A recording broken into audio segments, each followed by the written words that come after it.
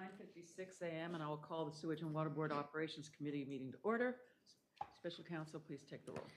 Director Howard. Here. Director Duplessis. Director Pacho. Here. Director Sholas. Here. Director Kennedy. Chair, we do have a quorum.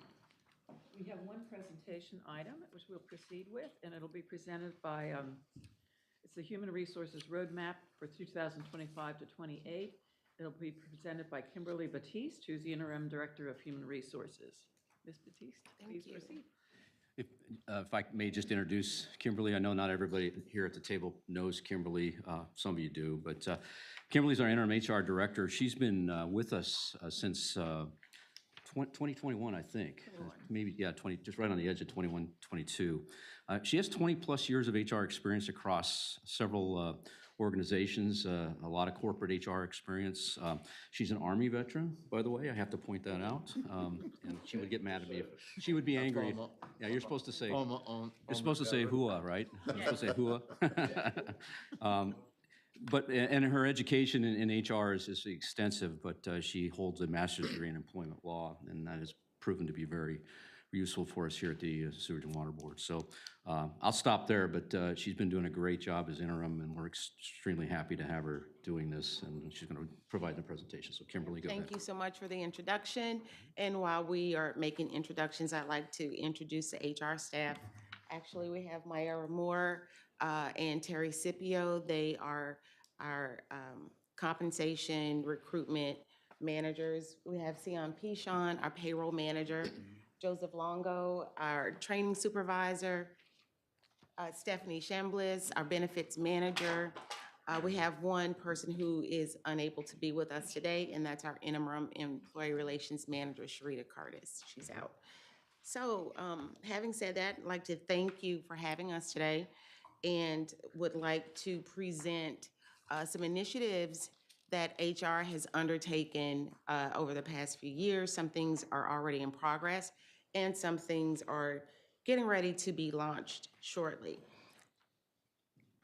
So if we could take a look at our table of contents or initiatives, so to speak, you'll see that there are plenty of projects that are on our table.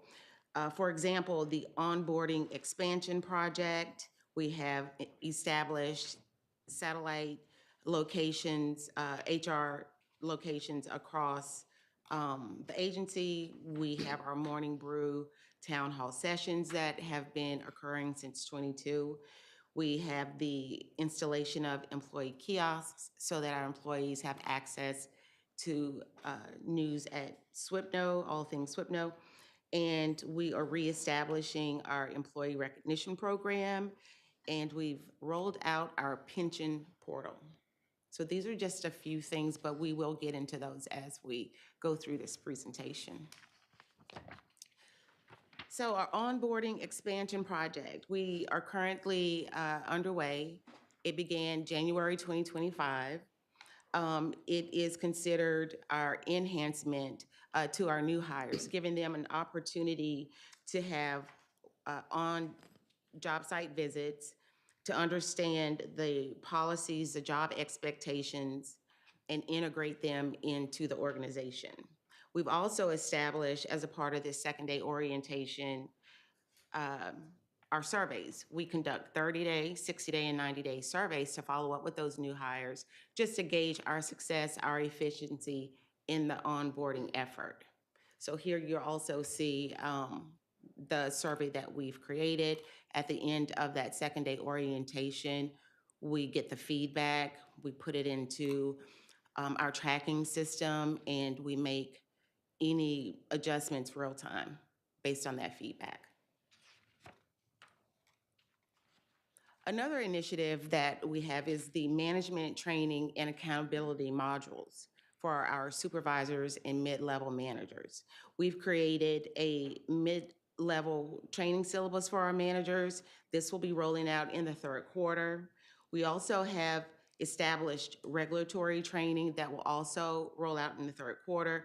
And this consists of helping our supervisors and managers understand how to facilitate FMLA paperwork for their employees, to understand ADA when FMLA crosses over into FMLA. So say, for example, 12 weeks, employee had surgery, but they need an accommodation, showing our managers how to navigate those processes. Civil service classes. We have gotten special approval from civil service, which is a great opportunity for us to be able to facilitate some classes here on site, which helps to counteract the long wait time, employees seeking additional classes for promotional reasons. So our training supervisor, Joe Longo, was able to work with civil service to secure that, which is a great win for the organization. Leadership Essentials Boot Camp. This is currently ongoing. We've been working with the Sloan Group for about 3 or 4 years, providing our mid-level managers with workshops and sessions, teaching them managerial skills, conflict resolution, and how to navigate those areas within the agency. And we have been doing this again since 2022. Satellite HR offices across our major locations.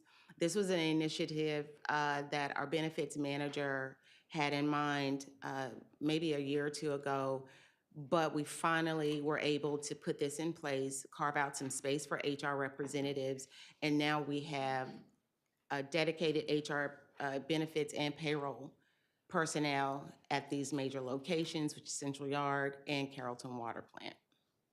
And this helps to improve the employee access to human resources. This was one of the things that we received feedback on, was that employees needed access to HR. Sometimes they're not able to make it downtown, or it's an inconvenience trying to get down here. So one of the things that we wanted to do was make sure we were accessible to our employees, so now we're there for them on site. We would like to note for the record that Director Kennedy is in attendance. Thank you. So, Morning Brew. This is SWPNO's version of the employee town hall. We started the Morning Brew back in 2022. One of the things coming in as a contractor, I was curious about whether or not we were having town halls, and if so, how was information being disseminated to our employees in real time? So we came up with this great concept, and it's referred to as the Morning Brew. We go out, we meet with employees, we discuss hot topics, we go in with an agenda, and we also try to meet with employees when we're getting ready to, what's the term? Roll out. But there's also the, I'm sorry, I'm at a loss for words, when we turn the schedule, evening shifts. Am I saying that correctly? Shift change, thank you. It takes a team effort. Thank you for that. So even when we are undergoing a shift change, we still have an opportunity to talk to the other group of employees. And it's been a great success, and we do this every month. And again, this has been going on since 2022. The point is that they will schedule these morning brews, or as they call them, afternoon teas, which doesn't fit the Sewage and Water Board very well. I get that, but they'll lay these over top the shift change times to try to accommodate everybody. So it's Better than the afternoon brews. yeah, afternoon brew is not what we want. Right. Okay, let's move on. Lunch and Learn with the Benefits Department. This is another great initiative led by Stephanie Chambliss, our benefits manager. She saw the need, talking with our employees in real time who had loads of questions about their retirement benefits and what that might look like and what opportunities were available for them. So we've created the Lunch and Learn with the Benefits Department. We have different types of vendors coming in, from financial advisors to CPAs, realtors, life insurance agents, and more. They come in and they bring their expertise about pension benefit offerings to our employees. And again, this has been underway since 22, meeting with our employees. HR Connect. So hopefully you've seen the HR Connect communications coming through. We've created this as a dedicated HR communications channel. We established this so that we could regularly disseminate information and updates to our employees, provide them with resources. And we consider this to be a higher level of engagement and interaction with our employees. Now, we do understand some employees do not have access to their emails or use their cell phones to access emails. So that's where the employee kiosks come in. And so employees do have access to information via those kiosks. I have a question about the kiosks. Yes, sure. How many are there, and do the number of kiosks match the number of potential users you'll have per unit time? I can answer that. Oh, sure. Well, there's 5, right? I think we're 5 or 6 now. Yeah, I believe we're at 5 or 6 now. When we get to it, there'll be some pictures of them, I think.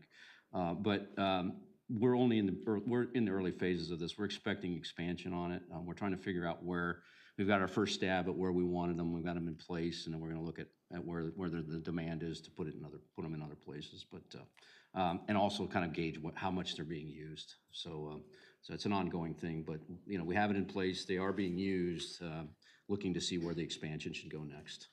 So what is, I guess, the whole goal is to make sure that our employees that are not office-based have access to the official communication of the agency.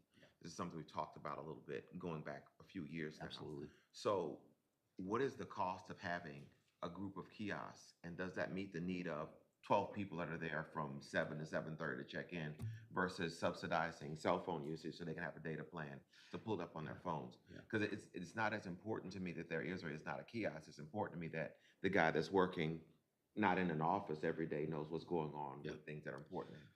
I think that's a great point, and I know that we've talked about cell phone expansion. That's a possible way we could go, and we could balance. We could take a look at the trade-off there, or the budget issues that might go with it. But there are some other things that she's going to get to in a minute that actually address some of what you're talking about, Dr. Scholes.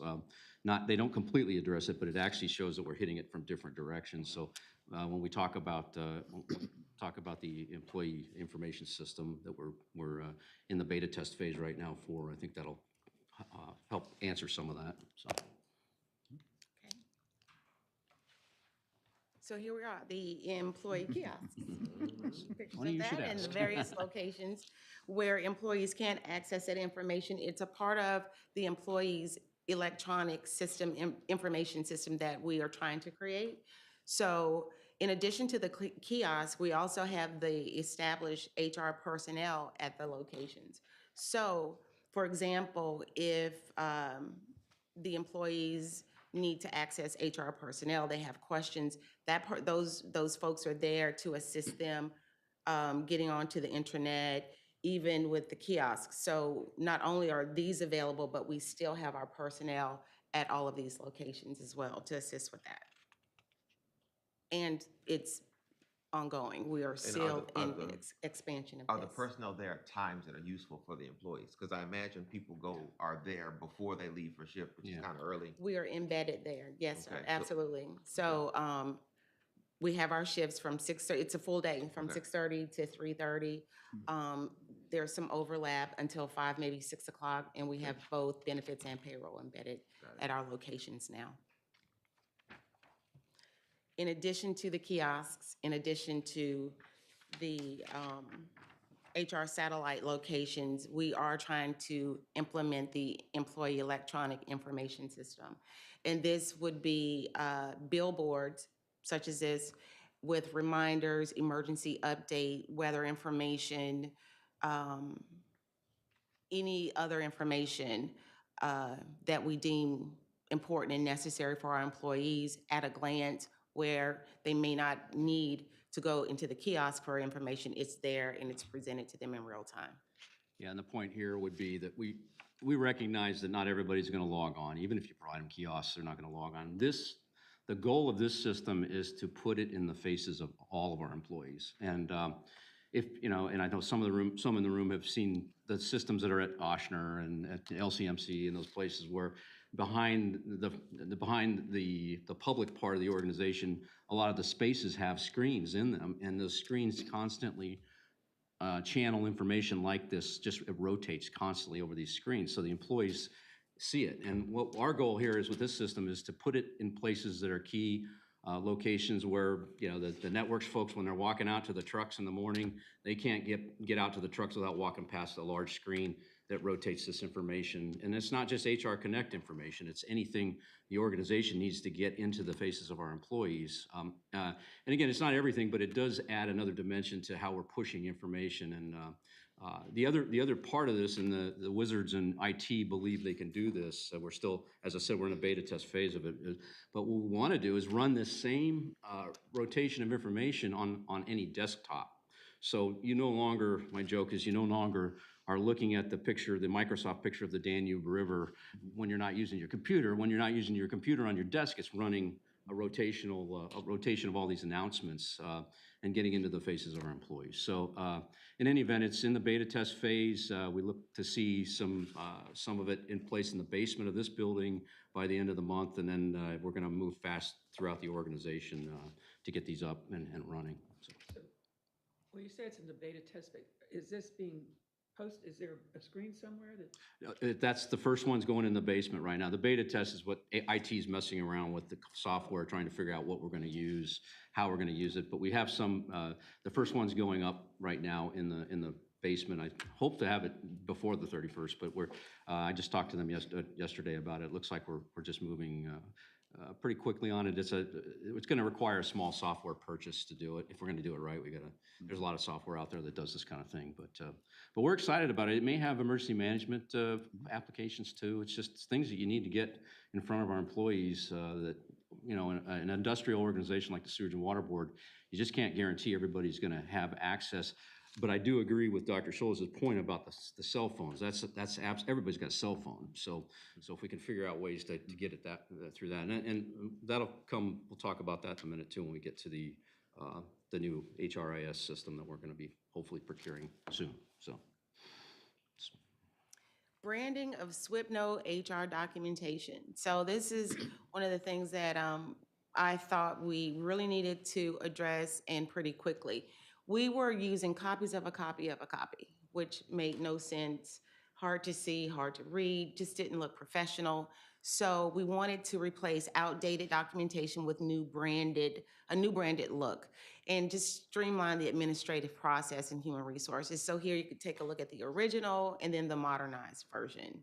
And we've modernized our forms across human resources. I think it looks great. Retiree newsletter. This is one of our initiatives that will be rolling out the third quarter, July 2025.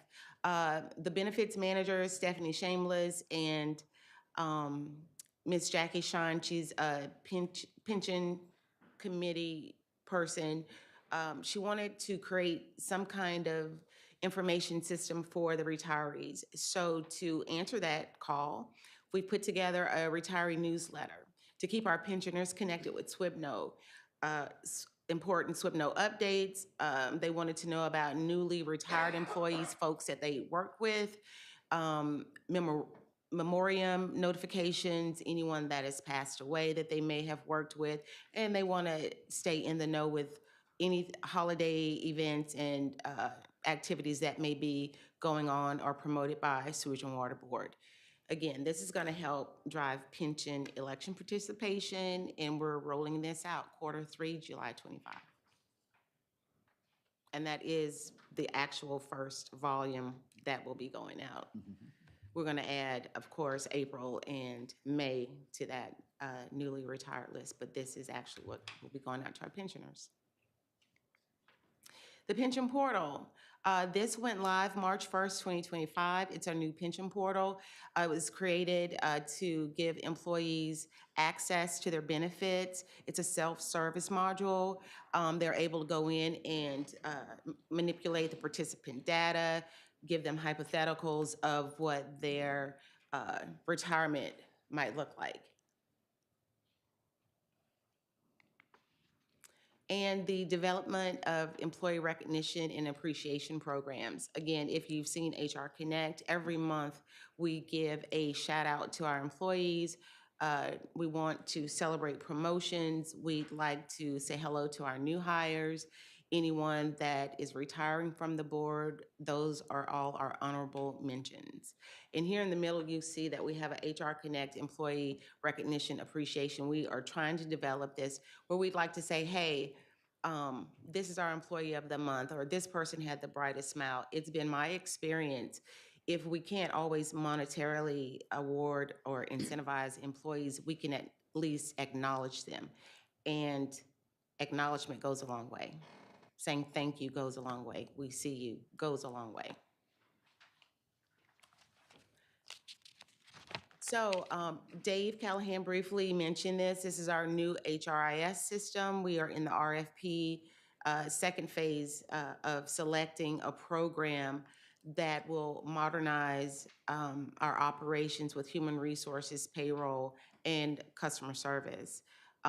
Right now, we have a two-tier HRIS system, which means most of our operations are done manually. It is not an automated process. With this new model, we'll be able to offer employee access, employee service, where they can go onto their phones and look at documents, make changes, adjustments. And so we see that this is a great way to bring us into the 21st century. Excited about this. We're at the phase 2 part of the RFP process. We're, in fact, at the end of the month, we'll be looking at vendor demonstrations. We've down selected to 4 different proposals and 3 different softwares, four proposals. There's 2 different implementers that are proposing the same software, but anyway, we'll be looking at those at the end of the month. The RFP selection committee, excited about it. All of them are really good options and tier 1, top of the line HR systems and payroll systems. So this would constitute a real quantum jump for us organizationally when we get this, but moving rapidly towards selection. So that's where we're at. Our annual organizational assessment survey. So this is going to be a diagnostic tool that's going to be able to look at the organizational culture. We're going to be able to take an assessment. It's something that Mr. Callahan feels is necessary. We're just unsure if we're doing that twice a year or once a year. Once a year or once every 2 years. But we're going to use this tool to help identify the culture, create benchmarks for the future, and determine what our employees appreciate about SWPNO. So this will help foster transparency and communication with our employees.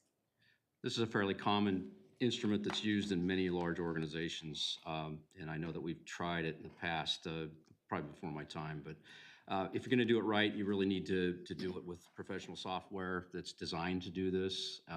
You can't really get the results you need to conduct strategic planning and other things if you just do a Survey Monkey type, informal thing. But these should not only bring in information about our work culture here and things that leadership can use to drive improvements and for our employees, but also you can gather demographics that you may not be able to get through other systems that will help you organizationally. So excited about this. I think we'll be budgeting for it, and hopefully it'll survive the budget battle for 26, and we will be planning on implementing this early 26 as our first survey, hopefully. So. Question, what would our document or determine success? What percentage responsiveness and what variation of response?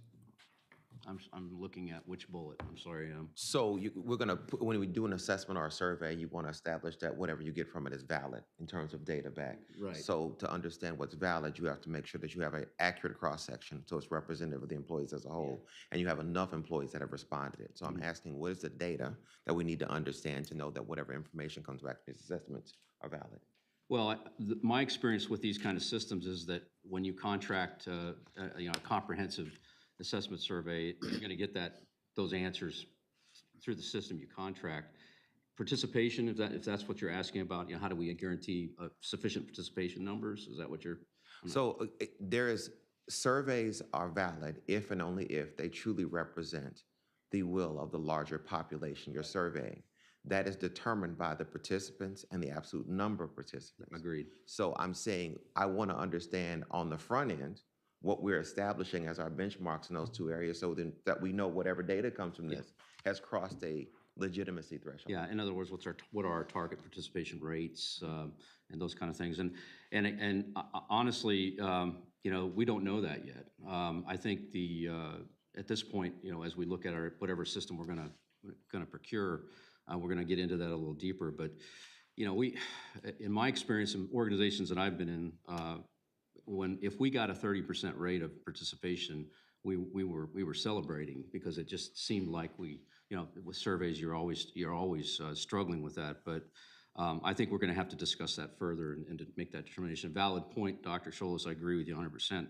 You got to know what your targets are. And so when we get to that point, I think we will. I think the key for us right now is that we need to budget for it, we need to procure it, and we need to dedicate ourselves to actually doing this as an annual or a biannual process, because my experience with them is it's about the cycle. You get the data back, the information back, and how do you process it, and how do you slice and dice it so it's usable by the organization. And sometimes a one-year cycle is just a little too tight for turnaround if you're talking about strategic change. So you know, we'll have to discuss that in terms of that cycle when we actually get to the procurement point. But making a note of your comment, Dr. Scholes, I agree. Job fairs, filling workforce gap since 2022. So the first annual job fair, I assisted in creating and facilitating that with the help of our recruitment and retention manager, Ms. Myra Moore. She had this great idea about doing a job fair, and because I had a lot of experience in putting some of those together, that's where the first annual SWPNO job fair came from. We have some photos here for you. So the goal was to address gaps in the workforce and provide some oversight, employee engagement. We did have some challenges in '24. There were some delays because of the length of the process to get candidates in, get them tested, following the testing, get them placed, the requisition. So candidates sort of moved on, and it just seemed as if the participation rates weren't as high because of the lag in processing. So what is the strategy for 2025? Well, we have the smart meters being installed. We have a group of meter readers that need placement. So this year, we're doing internal job fairs for our existing employees to find placement for them. And this is showing those employees that they are valued and that we care about their longevity and career with SWPNO. Performance reviews. So we've been working extremely hard to increase our performance review participation in the last 2 years. In '24, we had 1,105 participants, continuing the upward trend. We currently have 1,146 in '25. So we are amongst the 90th percentile in participating in performance reviews. And I'd like to also add, we've asked civil service, we've presented a merit pay proposal. Right now, it's an all or nothing approach. It's either $0 or $2,000 and nothing in between. And we actually had a great, robust conversation with civil service yesterday. They seem to support the idea that we have is to create a spectrum in between meets expectations and exceeds, because we have a lot of employees who go above and beyond, do exceptional work, and we want to be able to reward those employees as well. So to quickly give you a primer on the performance management system, you end up with 3 overall ratings at the end of the performance year. There's either does not meet expectations, meets expectations, or exceeds expectations. The merit pay system that civil service has right now, we were happy to see it get revamped and come online a couple years ago. But what it does is it's an all or nothing. The only people eligible for any merit pay at all are the exceeds expectations employees. The point is that there is a spectrum of above average performance that occurs between a meets expectations employee and an exceeds expectation employee. So if you're interested in rewarding people for above average performance. I don't understand what that means at all. That Okay. statement makes no sense. Okay, so, all right, so again, the criteria, there's 3 different end of performance management ratings that you can get. One is you don't meet expectations, one is that you meet expectations, and one is that you exceed expectations. And there's criteria, we can show you, in fact, we talked about maybe giving you a presentation on. Yeah, we don't, I don't think we have And that. we were supposed to have the breakdown of groups, like what percentage is falling into each category? Yeah, we can, Well, I asked for that. So, we don't have it I for you. guess the issue is that, if you have basically an F, a C, or an A, and you're asking to create a category for a B, I don't necessarily know that we need to create a category for a B rather than have better understanding of what qualifies someone to get that third category versus the middle category. I just, this seems confusing to me. So the ask is, prior to this system, which is basically, it seems as if maybe it's a 3-point system, go back to a 5-point system, where there's a spectrum. Well, that's what I'm clear on. You're asking to go from a 3-point system to a 5-point system Right. with the thought that people will feel better giving 4s rather than always having to go to the highest particular number. I don't personally agree with that approach because I think it makes it more complicated for people when at the end of the day, are they doing their job or are they doing something better than their job? If they're doing something better than their job, they go to the third category and they're eligible for things. Whereas making these different subcategories, to me, is more confusing.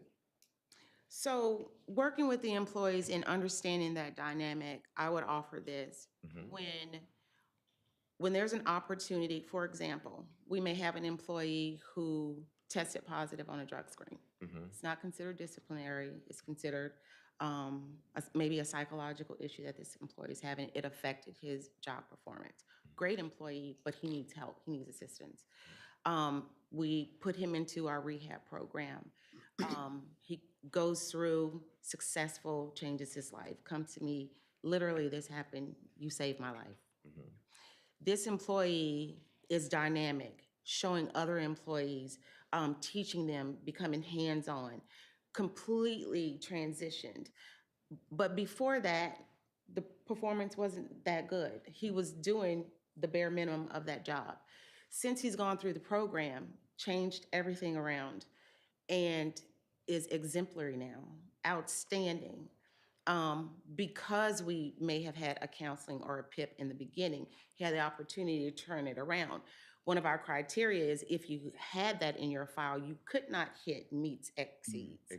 However, but there's a spectrum above average. He went above and beyond to start mentoring and working with other employees to help them learn their jobs and excel, going above and beyond. Maybe working extra shifts, maybe assisting with other departments. So he didn't hit the exceeds. He certainly met expectations, but he went above and beyond. Isn't that a problem with your system then? It is. If someone. It is, and it's a mandated Maybe system. 1 year, you don't, if you've got a drug problem part of the year, you're not, Well, I mean, it's not just- meeting expectations even. And if you go on and clean it up, does it follow you for the rest of your? No, it doesn't, and it should not. No, it's an annual thing. It should not. It's an annual thing. But we have to create objectionable, sustainable benchmarks. We have to define what that looks like. It doesn't exist right now, but the ask is, can we create something? Can we have the flexibility and the authority to be able to reward and recognize, use it as a retention tool? Because that's one of our problems too, attrition. Why don't we, I mean, first of all, can you give us the breakdown of how many people go into exceed, meet, Versus- and? So the current numbers, which are not final yet for this year, we believe we're going to end up with 270 exceeds. And then at the bottom of the scale, we're going to come up with probably about 30 does not meets, and the rest are in the middle. And what's the end? I got, so 270, that's 300 employees or so. How many is in the middle? The middle, let's see. 400, 600? 633, that's about 1,000, yeah, about 900, I would say. That's fair to say. Again, all these numbers are still being vetted because we're vetting the evaluations, just to make sure that from an HR. Do we have an idea of how many people approximately that you want to label as exceeds expectations, but they fall short? I mean, we're trying to identify that gray area, right? Yeah. Do we know about how many people that affects? We just know that there are a number of people in that We don't know the exact number. You know, we know that So- that is a category that exists. And our biggest concern is, you know, most merit pay programs have accommodation for that level of performance. And we don't have that. And again, it's a function of the performance management system that we're required to participate in. All agencies are. And then it's, again, it's a function of that, and it's also a function of the limitations that civil service has on the merit pay rule. So, And I would say, to take away, taking my notes, is we owe the committee some more refined information, some more Well, I data had asked points. for Yep, three go ahead. pieces of Mhm. information for this meeting to be Okay. included in the slides. One was to show what the form is that's used for reviews. Second one was to have talk about grip, looking for words, redacted form of a common kind of response, so we can see how much depth is actually going into reviews. And the third was to have this breakdown, because before you even start talking about incentive programs, you've got the problem of your review program. And it's been a problem with civil service because people overgrade people because they have to keep dealing with them and they don't want to get rid of them. I mean, you're stuck with them, and so they say, well, we have to be, I got to make peace. Yes. And so we can't have an incentive program based on, I got to make peace. That's, And looking at these numbers, the ones that you gave us, 270, 660, and 30, that's 28% exceeding, about almost 70% meets, and then 3% they're approximate, yeah. not meeting. Are those numbers reasonable for the industry? We believe, and just in discussions with civil service, there are other agencies that have far more exceeds numbers than we had this time around. yeah, but no, because that's not the question. It's not civil service. Civil service is the distortion in this conversation. The question is this reasonable for an industry that is not with, it's in a regular kind of HR Yeah. program? Would only that percentage be non-performing? And if this is the case, why aren't we stellar? And because the reason I'm asking this is that at Oxnard, they are, for example, have targets on, when they say the managers are doing reviews, they say no more than Yeah. 20% of your people you review should be exceeds. Well, if we're at 28% people exceeding, does that represent we have a better performing cohort of employees, or does that represent grade evaluation inflation? I don't know what that represents, which makes it hard for me to understand does. this incentive program. Yeah, I think, I would agree with you. There are some systems out there that have quotas set for different levels. Civil service does not have that system with their mandatory performance management program that they have. So we don't set quotas. We can't. I've seen systems where that has worked. In fact, I came from one where it worked. Where it actually helped the distribution and helped fight against inflation and movement to the right.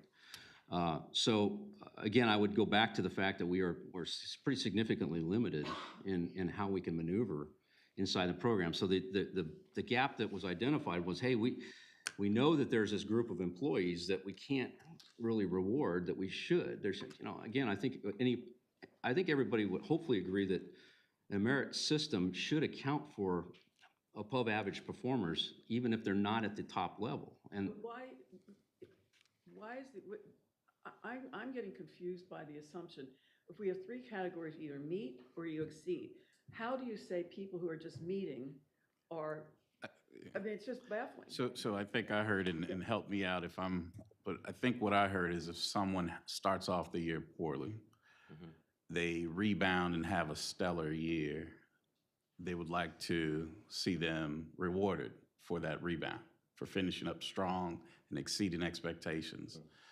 I hear what you're saying. If that's great. Carry that momentum into the next year so you can get your $2,000. I see merit to both arguments, if that's what I'm hearing correctly. My question is, for my clarity, did I hear that we previously had a 5-tier system? Is that? So we previously had a 5-tier Yeah. system, and what managers have requested is that for those people who may start off the year or even have had meets expectations, not necessarily not meets expectations, but managers are concerned more about going back to the 5-tier system because it gives them more flexibility to say to employees, hey, you're exceeding the meets expectations, but you're not at the exceeds yet, because you may have employees who are at meet, you may have employees who are in between, but may have that stellar employee who exceeds. So the managers have requested that we do something between meets expectations and exceed expectations, because that is what this, the 5-point system we used to have. And in our That's conversation. attractive to me. Yeah, I in our think- conversation with Civil Service yesterday, the Personnel Director, Amy Trepanier, was actually not in agreement, complete agreement, because she wants to see what we want to propose in detail, but she was in agreement with that concept that we could go back to the five-point system. And she also did acknowledge that there is a gap there. I mean, again, with what they went to 2 years ago, we were all excited because it actually brought the program back and made it and removed the city CAO approval out of the process. So it exists every year no matter what. It used to be the city CEO would say, don't have the budget this year to do it, or we do. That a merit-based system is useless if you can't have predictability. So they eliminated that. That was a great move. But the next move was, hey, how do you account for that middle group? And if you also- want to. Right, and You also in said the point. something, Kimberly, the other day that was interesting, I think the committees know, there is a 2% set aside. And so what they're talking about right now is redistributing how that money Yes, is. yes. is We are not required, increasing yes. the amount. We're required by civil service rule to set aside 2% of the total combination of all of our classified annual salaries. 2% of that has to be set aside in the budget for merit pay. And as it stands now, if we just. I don't know that I knew that. Yeah. So our ask is kind of, hey, it's our money. We believe in a merit system. Why can you help us address the different levels of above average performance that exist in the system? Because the system doesn't really do a good job of identifying that, so.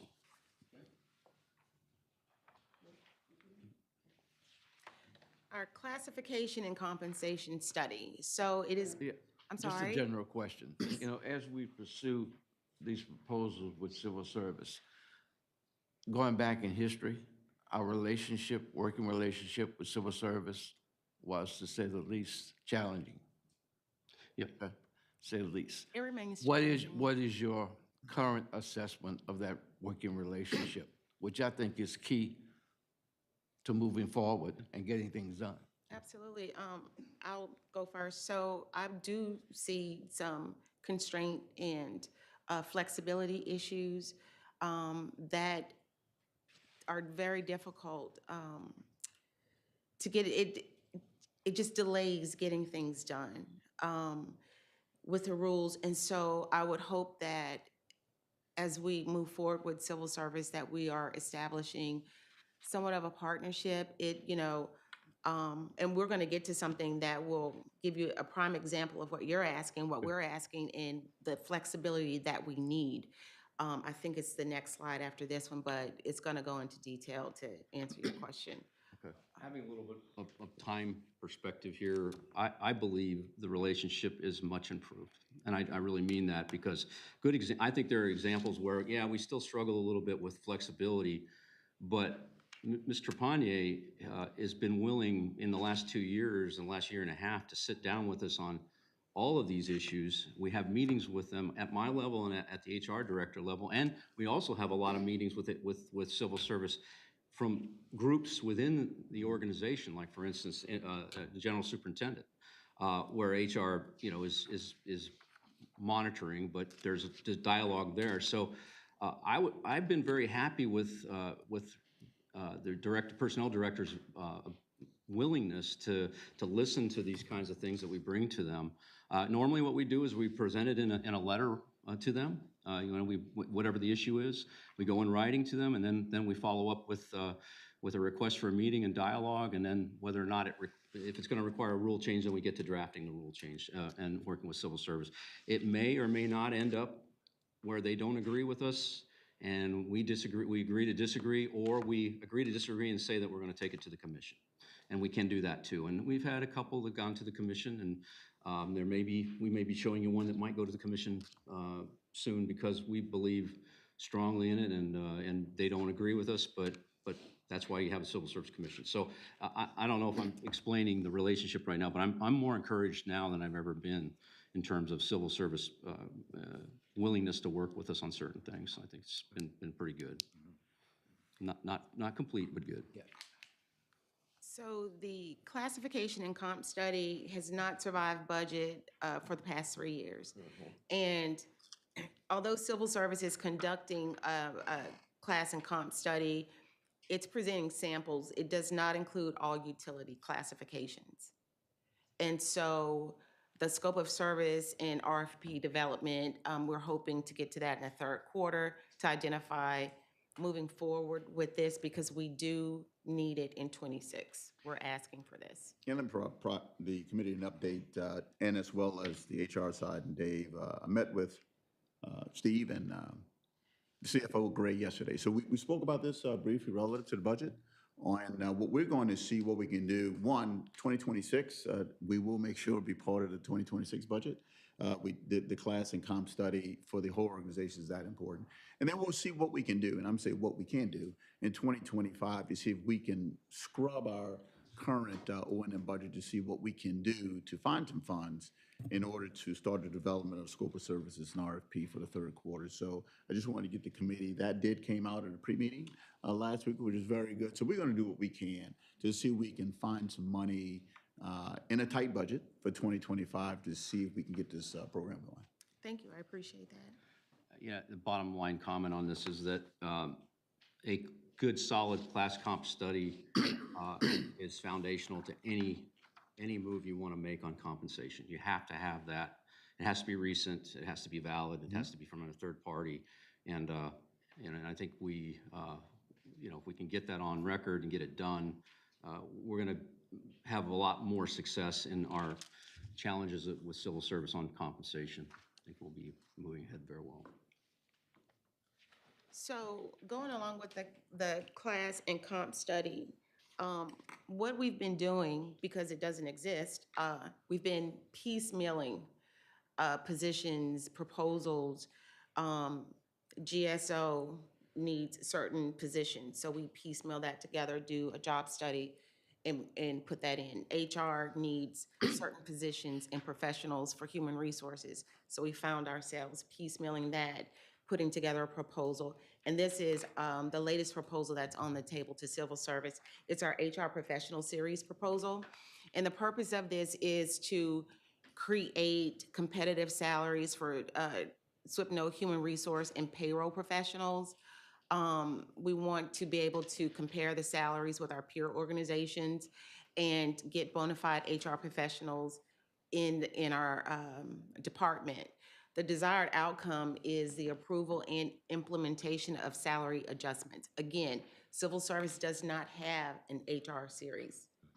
Everything to me is a one-size-fits-all kind of approach to positions, and it does not serve SWPNO well.